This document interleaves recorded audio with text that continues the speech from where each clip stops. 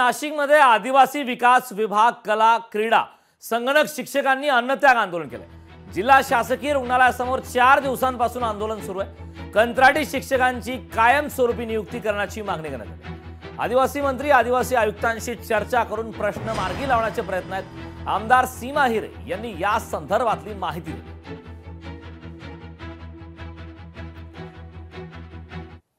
या ठिकाणी बेमुदत अन्नत्याग अमर उपोषणला आमचे बांधव बसलेले आहेत।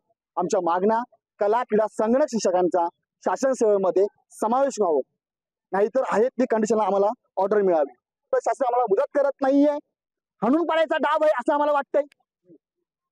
त्यामुळे मला शासन नम्र विनंती आहे, आमच्या 2 मंडळींना जर काही झालं हे शासन जबाबदार असणार आहे। आदिवासी विकास विभागाचं 4 दिवसापासून आंदोलन सुरू आहे। अन्नत्याग आंदोलन हे या लोकांचं सुरू आहे। जवळपास 750 कामगार हे कॉन्ट्रॅक्ट बेसिसवर आदिवासी विभागात कामाला होते, परंतु त्यांना कंपनी थ्रू म्हणजे आउटसोर्सिंग करण्यासाठी सांगितल्यानंतर त्यांना जवळपास 1.5 वर्ष झाले त्यांना कपात करण्यात आलेली। आदिवासी विकास विभागाचे देखील माहीसाहेब इथे थोड्या वेळात पोहोचतात आहेत आणि त्यामुळे लवकरच काहीतरी मार्ग काढून या उपोषणावर इथे काहीतरी मार्ग काढून हे संपवण्यासाठी आम्ही प्रयत्न करू, असा आमचा प्रयत्न चालू आहे। लोकशाही मराठी ऐका, पहा, जागरूक रहा।